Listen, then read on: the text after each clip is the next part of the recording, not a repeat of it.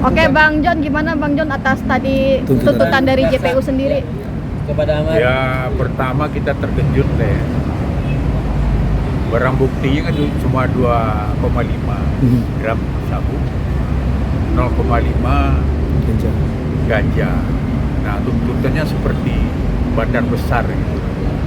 Jadi ada suatu keanehan menurut kami kan.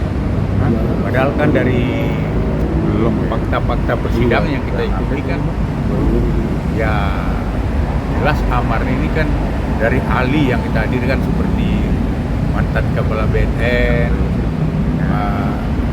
Anang Iskandar, kemudian pada Dr. Elias ahli hukum narkotika, dan saksi yang meringankan juga, dan saksi 3 dari kepolisian ya, saksi penyidik.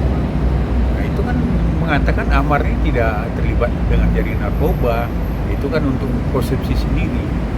Nah, jadi menjadi suatu keanehan, tiba-tiba tuntutannya 12 tahun. Nah, dan kami ya mulai menengok juga keanehan satu, kita dalam persidangan sudah mengajukan asesmen TAT dan medis ke majelis hakim, itu dari dikabulkan. Sampai saat sekarang ya tidak dilaksanakan oleh JPU. Padahal itu kan penetapan hakim itu harus dipatuhi karena eksekutornya kan adalah jaksa. Kenapa tidak dilakukan? Jadi kami udah berfirasat ini kok ya ada sesuatu yang mungkin Amar ini akan hukum berat. Padahal kan kalau asesmen dilakukan, ya pasti kan nanti hasilnya juga bisa dibuktikan apakah Amar ini terlibat jaringan narkoba apa tidak, apakah dia penjual atau pembeli. Itu di asesmen kan dinilai semua, apa dia seorang pecandu. Nah, jadi ya itu yang kita pertanyakan juga, ada apa kok asesmen sampai sekarang tidak lakukan, seolah jaksa, padahal kita udah berkoordinasi, kita udah datang BNN, memang hasil dari BNN itu kan Amar ini memang layak di asesmen TAT dan medis. Nah, dan hakim juga kan penetapan. Nah, itu yang saya sangat menyesal gitu loh. Ada apa di balik ini gitu loh. Kok sampai asesmen yang ditetapkan hakim tidak dilaksanakan, tiba-tiba datang tuntutan berat yang menurut saya nggak sesuai dengan alat bukti. Alat bukti orang sampai berkilo-kilo aja. Tuntutannya nggak ada sampai 12 tahun. Ini kan barang bukti kan cuma 2,5 gram sabu. Kemudian kan ya 0,5 ganja. Jadi menurut kami, dan ya itu kan baru tuntutan, kami tentu akan menyusun pledoi. Cuma menurut pendapat kami janggal aja tuntutannya. Seorang pecandu seperti Amar ini dituntut dengan 12 tahun. Berarti artinya dengan 12 tahun ini apa ya, salah atau mungkin seharusnya tidak segitu Pak? Bagaimana menurut Abang? Ya pendapat saya kan pertimbangan yang meringan itu kan nggak ada. Dan kemudian untuk dia seorang pecandu itu kan juga tidak ada komodir di situ. Seolah-olah dia kan, yang lucunya lagi, bandarnya yang udah jelas itu AKRI dihukumnya cuma 10 tahun. Aneh ya? Tapi tadi JPU sempat bilang kalau Amar itu sebagai pemodalnya AKRI, Pak. Pemodal awal Ya, AKRI. sekarang kan itu kan pengakuan dari AKRI. Ini kan saksi mahkota. Saksi yang menurut ada jurisprudensinya bahwa saksi mahkota itu kan saksi yang tidak layak dipertimbangkan karena dia sama-sama terdakwa loh. Kan lucu kan, pelaku utamanya di sini dihukum ringan. Dihukum cuma 10 tahun, Amar 12 tahun kan gitu. Kan aneh kan?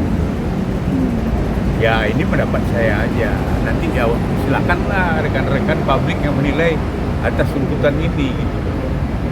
Pledoi nanti bakalan yang tadi abang sebutkan itu kayak misalkan Amar harusnya direhabilitasi karena dia pengguna gitu. Poin-poin itu kah bang yang nanti akan dimasukkan dalam pledoi atau seperti apa? Ya sebenarnya kita kan mengajukan asesmen ini sesuai undang-undang narkotika kan memang harus dilakukan itu asesmen karena kan undang-undang narkotika kan lebih spesialis, undang-undang khusus. Jadi seseorang dikategorikan apa dia pengedar, apa dia seorang pecandu narkotika atau penyalahgunaan narkotika kan diujinya di asesmen PAT dan medis. Nah ini kan dari dikabulkan oleh hakim, ini nggak dilaksanakan, ada apa gitu loh. Berarti ada indikasi kan seolah Amar ini ya memang akan dihukum berat tanpa mempertimbangkan asesmen. Kalau mungkin kalau ada asesmen itu kan pasti ada pertimbangan yang akan lebih meringankan dia. Nah ini kan tidak dilakukan, diabaikan gitu. Padahal udah perintah. Yang harus pahami juga kan pengacara duduk di pengadilan itu karena penetapan hakim. Jaksa duduk juga sebagai jaksa di situ karena penetapan hakim. Amar juga duduk di meja persidangan karena penetapan hakim. Nah sekarang ada penetapan hakim yang memerintahkan kepada JPU untuk laksanakan asesmen TAT dan medis. Nah ini udah 1,5 bulan lebih tidak dilaksanakan. Harusnya sebelum tuntutan ya itu dilaksanakan dulu supaya itu ada alasan pembenar, alasan peringannya, ya pemaaf kan gitu. Bang Jon tadi sendiri jaksa sendiri ngomong kalau itu nggak berdasar bang. Mungkin apa tuh bang? Ya kalau nggak berdasar tanya hakim yang menetapkan. Tanyakan ke hakimnya dong, masa dia nggak berdasar pendapat dia sendiri. Hakim pun juga memutuskan penetapan kan dengan undang-undang juga. Mana mungkin pendapat pribadinya. Yang jelas, contoh kita kasus Peggy ya. Peggy itu kan penetapan pengadilan. Ya kan dipatuhi oleh Kapolri. Kan perintah hakim tuh kan. Bahwa Peggy harus dikeluarkan. Peggy harus direputasi nama baiknya. Dan dilepaskan dia dari tersangka. Itu perintah hakim. Ya, sekarang perintah hakim sama di Jakarta Barat oleh jaksa Jakarta Barat tidak laksanakan. Ada apa? Ya tanya aja ke publik sendiri kan itu. Dan lagi yang menariknya bahwasanya denda sampai 2 miliar, begitu besarnya kan? Ya tanya ke jaksa nanti. Kalau ke saya ya kan,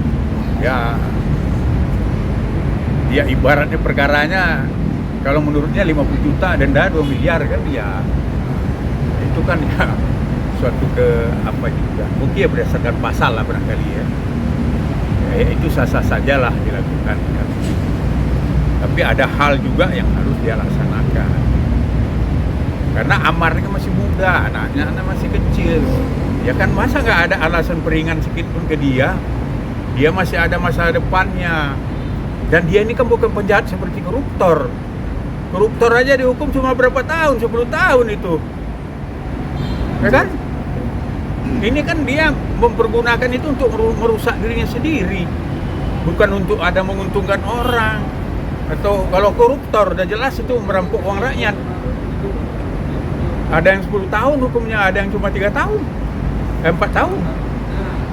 Nah ini biar media tahu juga. Silakanlah media menilai ada apa yang terjadi di balik ini, itu aja. Terima kasih Bang Jon.